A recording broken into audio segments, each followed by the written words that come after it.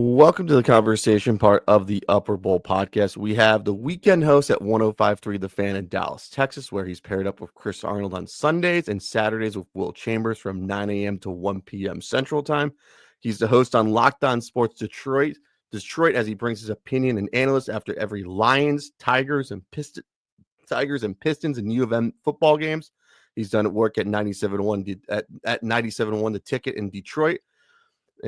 Michigan, where he would recap Tigers, Lions, and Pistons and Wings games, and also does some play-by-play work for ESPN Plus. I'd like to welcome to the Upper Bowl podcast. I'd like to say our first Northwestern Alumni University guy, Jake Riepma. Jake, how are we doing today? And I got to say, you're the first one, and you're already better than the rest we've ever had already. So, Trevor, I appreciate that, man. Yeah, let's spend more time talking things that are relevant. We'll talk of course, everything going on in Dallas and Locked On Detroit, because it has not been pretty up in Evanston. And I had high expectations for our Northwestern Wildcats this year, but men's basketball, women's basketball, it has not been great in Evanston. Football season was a little disappointing. So I will admit, though, I am as fair weather bandwagon fan alumni as it comes. I mean, if they do something cool, I'll say, hell yeah, Northwestern, go Wildcats. But it's very easily to push it to the back burner. So that being said, though, I really appreciate you having me on, man. This is going to be fun.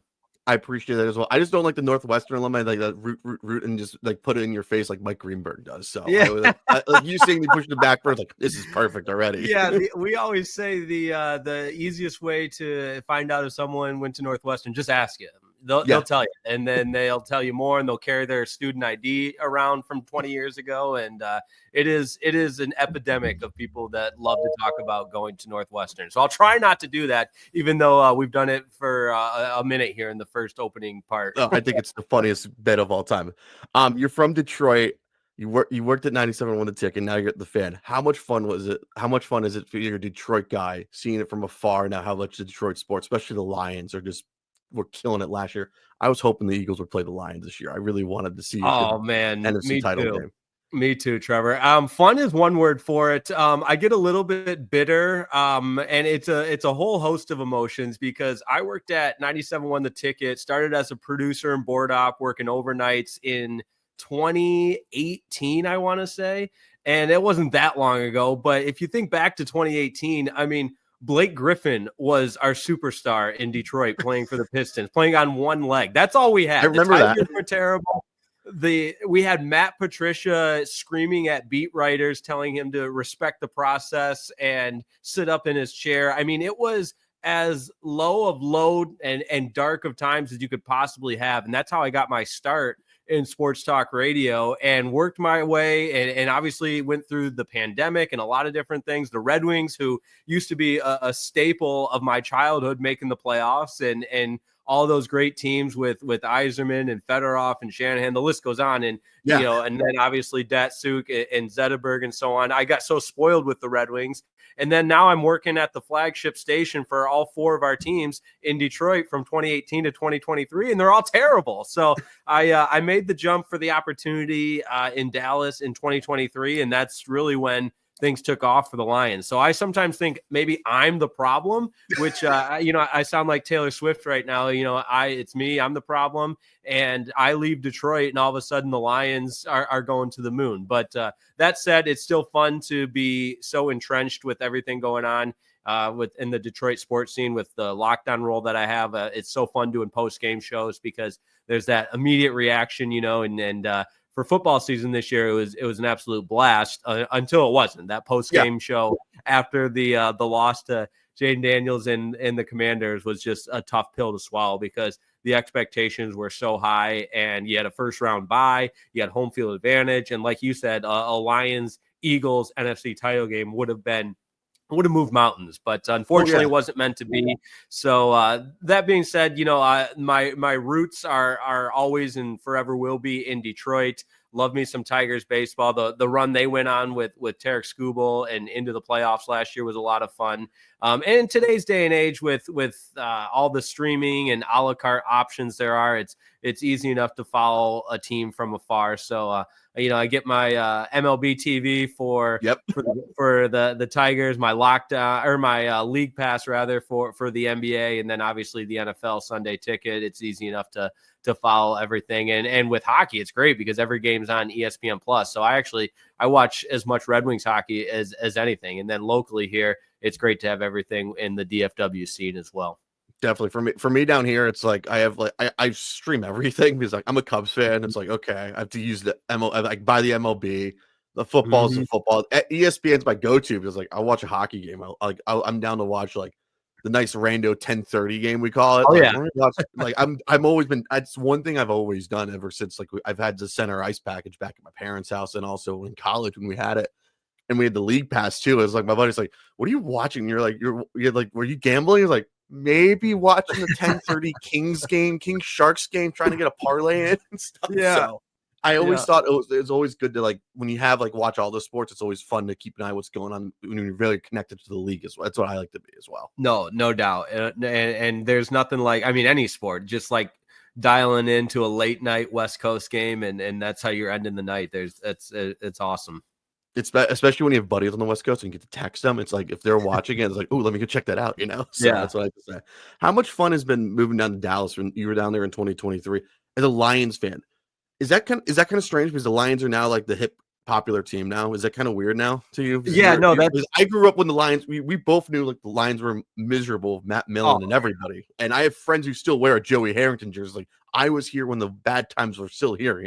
Right. There's a lot of shirts that say, I was a Lions fan before it was cool and things of that nature. But that's such a perfect way to put it because all of my new colleagues and coworkers, and I guess they're not new anymore. It's almost been a year at the Fan, but starting in when I began there, it was like, the Lions were the hot commodity and they were not America's team by any means. That will always be the Cowboys, but there was like this lovable affirmation about them, and they love Dan Campbell down here, a Texas A&M guy, and it was kind of a collision course for when the Lions and Cowboys played this year. And I'm not a huge smack talker and whatnot, but leading up to that game, I remember being on the morning show, the Sean and RJ show with Sean Sharif, RJ Choppy, and Bobby Belt, Cowboys Insider, talking Lions football and objectively looking at this matchup and having to be like, guys, like, I'm not trying to rile anybody up. This is just the Lions are a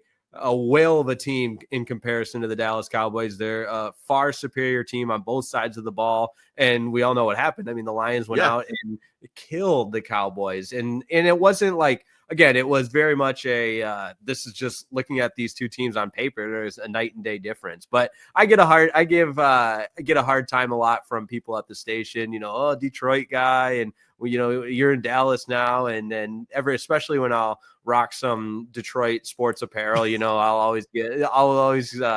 they'll give me a hard time for that. So I got to get to the point where I'm rocking DFW stuff as well, because there's nothing like sports talk radio being entrenched in the market that you're in. And it's been such a fun acclimation process because it's just, I mean, it's a market number 4 in the country. It's a diehard sports town. Obviously the Cowboys had a very disappointing season this year, but that still moves the needle. The Cowboys will always move the needle here. Yeah. And then you're talking about a Dallas Mavericks team that made a move that was just unprecedented. I mean, we'll go down in the most shocking, surprising trade in perhaps NBA history, and to be boots on the ground for that in the fold of it all was just an experience I'll never forget. So I'm grateful for that. And the Stars too. I mean, that's as we're checking every box here, the Stars are a legitimate Stanley Cup contender and have been to back-to-back conference finals and looking to take that next step and get over the hump. So it's been a whirlwind and it's been a roller coaster, as sports always are, with some good, some bad, but I really am grateful for the opportunity to try to take on a new market and to be in Dallas, and have tried to embrace every ounce of DFW and really Texas culture as a whole. We all know there's certainly a lot to take in. I love your Texas segment as I'm officially Texan. If I've got the license, everyone's like, "Did you get your Florida license and license plate?" I was rocking Connecticut plates for like 3 or 4 months. It's like, I'll get around it. I was like, I might consider it a Floridian now since I have the plates? It's like, unless you don't know how to use a blinker and you have a coquetta, I was like, okay, I'm not gonna do the Yeah. coquetta, but I'm giving you the license and stuff anyways. Oh, that's hilarious you say that because that's just an ongoing bit on my weekend shows. They're like, all right, is Riepma becoming a Texan yet? What's he got to do? And the license, getting Texas license plates was a big step. I have my appointment to get my Texas driver's license in March. So we're slowly but surely checking things off the box there. But you said 3 to 4 months. See, I have no excuse. It's been way longer for me than that. So I'm getting slowly but surely, Trevor. I'm getting there. So here's the reason why. When you have your mother saying, like, I'm not paying the car tax because in Connecticut, they like to tax you on everything, especially in my town, New Canaan. They're like, I need you to get the car under Florida registration. I was like, I'll get around it. Like, do it now because I'm not paying the car tax anymore. That's why. Because they want New Canaan will like bend you over and take any monies you can, anyways. We don't want that. No taxes, right? No, less taxes for that anyway. So that's why. How much? So speaking of Dallas, you brought it up. What was the reaction to Luka Doncic? I like to say he was one player I did not mind. He was a cool dude. He's an international star. I thought he was good for the league. Good to have enough international stars. He's very crazy. Whenever he comes down to Miami, all the Luka fans would come out like crazy. It's fun to watch as I produce the Heat and the Mavs games all the time. What was your reaction when he got traded? I still think it's the most shocking trade I've ever seen since. I don't know. Can I say Prince Fielder for Ian Kinsler? Or is that too? Is that bottom of the barrel? Yeah, I don't even think that. I think that pales in comparison because and Trevor, I honestly I'm a sarcastic guy from time to time. We all are, like to use some humor, but it is not hyperbole to say it was the most shocking trade in professional sports history. I mean, not only is the fact that a generational superstar is being shipped off at 25 years old, years old, but under the cover of darkness to the league's most prominent franchise where the rest of the league had no inkling about it. Now, some other reports have come out that maybe other teams did know about it, and it depends on who you believe. But at the time, the beginning of February, at the turn of the calendar, nobody had any idea Luka Doncic was about to be traded to the Los Angeles Lakers. And the return, Trevor, is criminal to think what Luka Doncic was shipped off for. And Nico Harrison, the general manager for the Mavs, the outcry in DFW has, and quite frankly, I think it's been warranted, but the protests, the fire Nico chants, and of course, I'm not condoning some of the ugly side of sports fanatics when, you get into death threats. I would never condone that, but it just speaks to the passion of Mavs fans and the backlash that the front office, the ownership, and Nico Harrison specifically, and Patrick Dumont, the son of the Alderson family, in the criticism that they received, and rightfully so, for taking a franchise that went to the NBA Finals last year. This is a team that's less than a year removed for playing for Larry O'Brien, and they flipped this team upside down and shipped off a 25-year-old generational superstar because they said he wasn't committed to strength and conditioning, and they were worried about his injury status. When you trade for Anthony Davis, that's the biggest piece in the deal, and that's a guy that's known as street clothes because he sits and watches every game in street clothes because he's always hurt. So the overall ludicrousy of the trade cannot be understated. And even here we are several weeks later, I'm still getting fired up about it because it was that damning of a move made by Nico Harrison and the rest of the Mavs front office and ownership. That's still it's still like I remember where I was. I was like, I got home from producing a Canes basketball game. I was on the couch. I was like, and I saw an underdog sports fantasy update. I was like, Luka got traded. Check the computer and stuff, and I was like, holy Christ. Then I saw someone put Luka's face on Babe Ruth's meme already. I was like, oh my Lord, this is crazy already. I'm still shocked by the deal, even though it's like 3 weeks out. It was also during the dead week between the Super Bowl and like the NFC title game. I was like, well, we have something to talk about on radio at least. And I was like, you know what? I might as well throw on the fan. And people were asking me, like, Trevor, what should I listen? People were asking me, and because I do stuff for Crossing Broad, they asked me, like, where do we listen to in DFW? Like, choose the fan. Jake Riepma's on right now. He's been great. Everyone's on right now. So, I appreciate that. And selfishly, like, you talk about one of the most high-powered, compelling radio shows, especially on a Sunday morning, which, let's be honest, that's not really your ideal Sunday or sports talk slot. But for to be the first live show on 105.3 The Fan in Dallas on a Sunday morning after the trade went down on a Saturday night, it was 4 hours of radio that I'll never forget. And I got to give a lot of credit to my teammates, both Chris Arnold and then Blake Elliott, who's also a host at The Fan. He hosts The Fan After Dark, came in on that day to also help with, because Chris Arnold was booking guests for us while we continued to just weigh in on the reaction and everything. And it was absolutely insane, as you would expect. But it was also a reminder of this is why we do what we do. And there's no way to replicate or simulate the emotions that Mavs fans, Mavs media members, myself, NBA fans too. Right. In general. We're feeling in that moment. So I'll have those in the archives for a long time. And it was, even though I still am disappointed and sad that Luka is a member of the Lakers and obviously not playing great. If you saw it the other night, 5 turnovers in the first opening quarter of that game. But anyways, it is a 4-hour radio show I'll never forget. And on top of that, I know we were talking about this before we went live on the podcast, but just living next to the American Airlines Center that Saturday night and going down and seeing the reaction was just, again, it was in today's day and age with everybody having a cell phone and access to social media and everything. I posted a video of Mavs fans' reactions outside the American Airlines Center that night, and the thing just blew up. I mean, it went viral. I posted it Saturday night, and then getting ready for my show Sunday morning, my phone was just blowing up, like nonstop, as far as the tweet being shared, and then in my DMs were all of these major publications asking for permission to share it. I heard from Barstool Sports, ESPN, Bleacher Report, House of Highlights, Yahoo Sports, the list goes on. And I was just like, oh my gosh, this is like, I am at the center of the biggest story in sports right now. And it was an adrenaline rush, not gonna lie. That I will say this, like seeing you land up on Barstool Sports on my homepage is like, well, this is good time. And see Riepma, I was like, yeah, I follow that dude. This is cool as hell. Anyways, good for him. This is awesome. Shout out to Barstool Clem on that one. Since you work in Dallas, is there a lot of NFC North representation in the DFW market? It's funny you say that, because at the Fan specifically, Will Chambers, who I sometimes host with on the weekends, he's the host of the Fan Jam. He's a huge Chicago Bears fan. One of the video coordinators, who's brand new, is a Packers fan.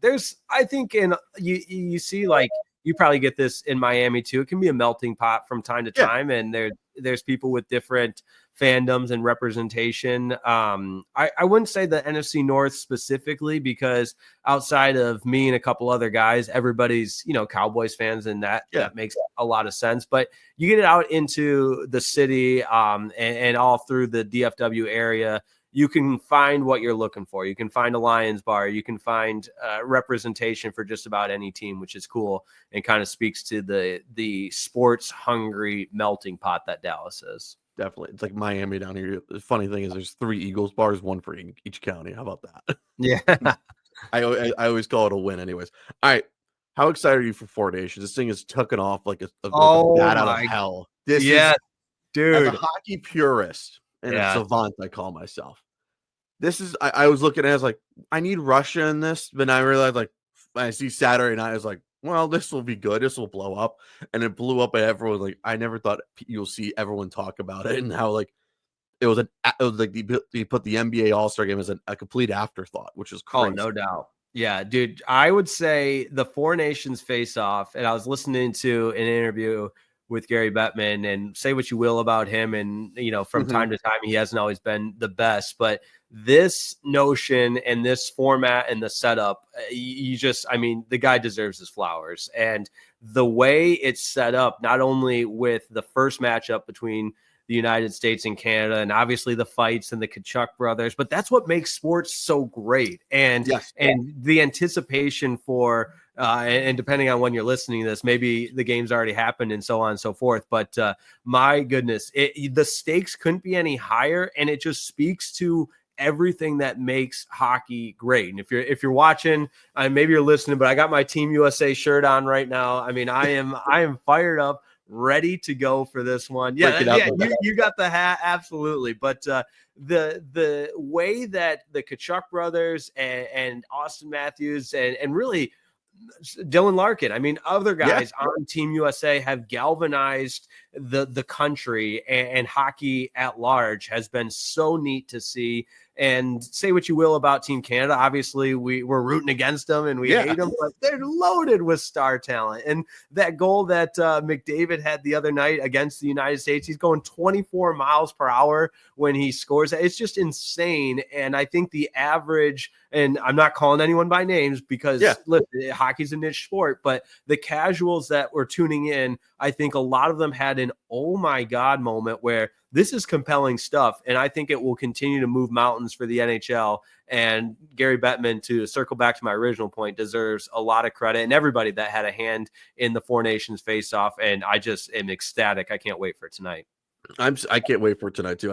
I wish it was on ABC because I can just kick off like whatever reality show they have on. It's like, forget it. Just put this game on anyways.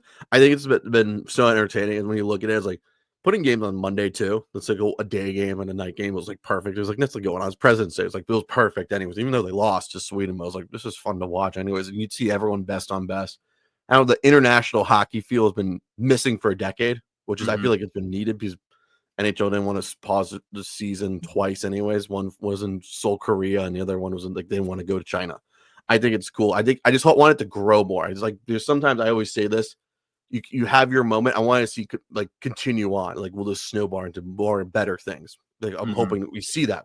Unless we have to wait for playoffs, would you say?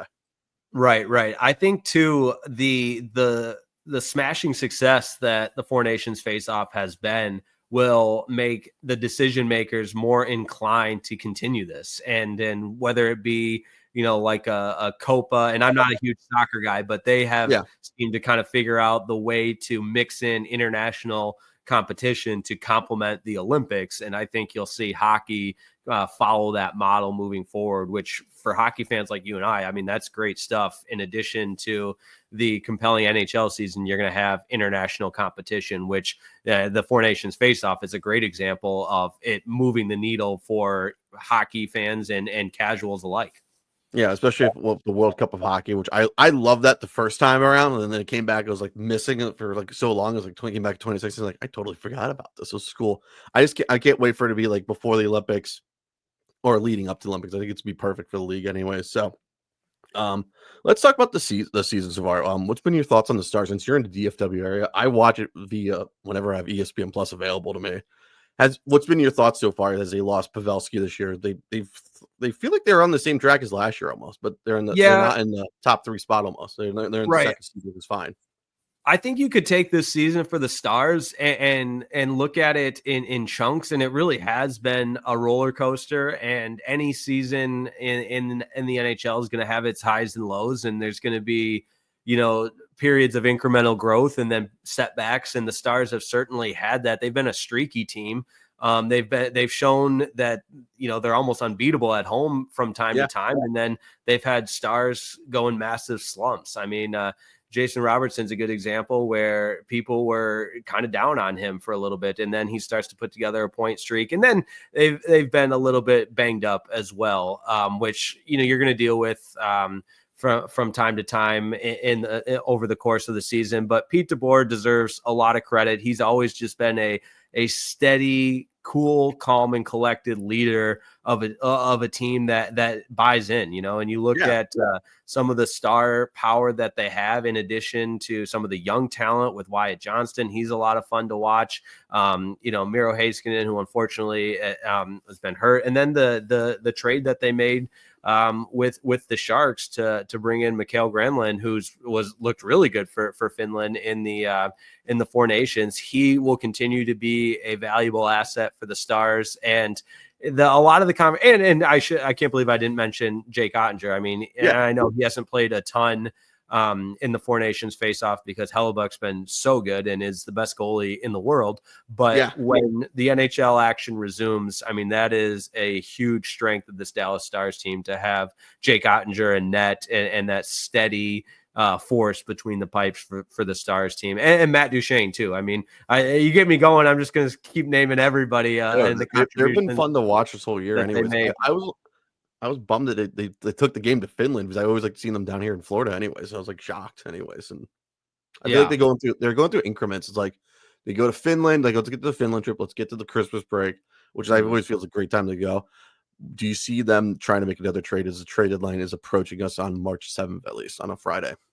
Yeah, it was funny this morning. I don't remember who it was. I'm blanking on the guest they had on. I was catching it just as I was leaving the fan Ryan this Ray. morning. Yeah, talking about potential, Jim Nill and the workings that he could be, what he could be up to, and it really wouldn't surprise me just because I do feel they're so close. So who could be that guy to help him get over the hump? And if if Luka wouldn't have been traded the weekend he was, we would have been talking more about the trade to bring in Mikael Grenland for the Stars. So it'll be interesting to see. I think it's kind of one of those stay tuned and the deadline in any sport it always has that nature where you never really know. But given where the Stars are right now and the position that they potentially could need an addition to take that step, I certainly wouldn't be surprised.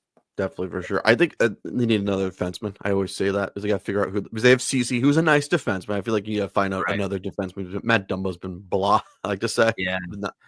not my go-to style defenseman, but I feel like you need someone back there as well. A lot You're a of Red Stars, Wing. sorry, real quick. A lot of Stars fans were skeptical bringing in Dumbo, and they seem to be right. He's just been, and maybe if you had low expectations, you wouldn't quantify it as a disappointment. But he certainly hasn't exceeded any expectations. That's for Nah, sure. I think the trade I was people are looking at is like you could probably if you want to look at defensemen who's available, like if you go through Philadelphia, they're trading everybody. Look at I know Rasmus Stalainen's out there, but he's a tall guy. But I would not go for that. I don't think he's the style the Stars would want. Anyways, if you want to get a veteran defenseman, get Eric Johnson most likely. You can probably get him for cheap, maybe. Yeah, that and honestly, that's a good point because I don't think it's going to. If the Stars make a move, I don't think it's going to be this monumental splash, but it might be just one little extra piece to help them get over that hump. And Johnson could be a perfect addition. Definitely for sure.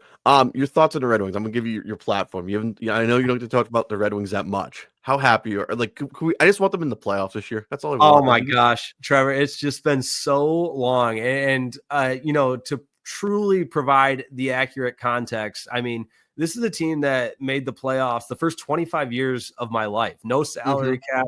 Kenny Holland was spending like a drunk sailor. Who wants to join the Red Wings? Brett Hull, come on down. Darian Yeah, Hatcher, come on down. right. Yeah, Luke the list goes Robitaille, on. come on down. Come on down. And although one of my biggest heartbreaks as a child, not even a child, I think I was in high school, but when they lost that 2009 game to Sidney Crosby and the Penguins at Joe Louis Arena, and they hoisted the cup there, that was I still it almost takes away the joy of the 2008 title that was won in Pittsburgh. So it's just a weird ordeal there. But all right, Red Wings right now. I was always a Blashill guy, and it just didn't work out. It was the right move to fire Jeff Blashill a couple years ago, and I was really optimistic about Newsy Lalone coming in and doing the right things the right way, and obviously the connection with Yzerman from their time in Tampa Bay. And unfortunately, that was another one that just didn't work out. And you could say the same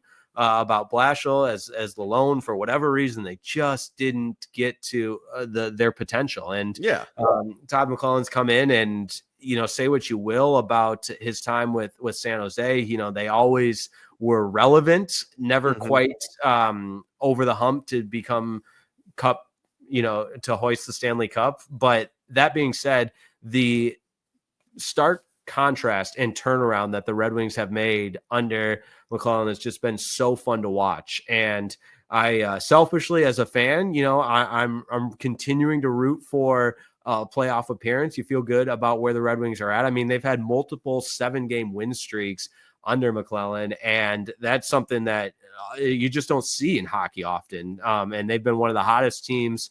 And so the trajectory that they're on right now certainly has me excited. I'm curious what, for everybody in the NHL, what this time off will result in on the back end. Is it the classic rust versus well-rested conversation? And I'm went hoping to Cancun, who trained at least. How about that? that? Right. So we'll find out on Saturday. I think the Red Wings are one of the first teams back in action on Saturday. Definitely. I want you in the playoffs because I feel like hockey is good when you have the Montreal Canadiens and the Toronto Maple Leafs, the Bruins in. I always say the original six, and then like few of the next six as well. Then you can sprinkle in your Carolinas, your Floridian teams as well. I feel like the NHL, like ESPN, is begging, like, please, Detroit, just make the playoffs so we get a good rating at least. So right. Yeah, it's a rabid fan base in Hockeytown, and they've been desperate and thirsty for a winner for a while. Definitely. I as someone who's been to the Joe and the new arena, it's like could the hockey gods just give them a little help as well. For real, like I want you in the playoffs. I think the Detroit fan is probably my favorite sports fan outside of the Philadelphia, Chicago, Dallas, DFW fan base as well.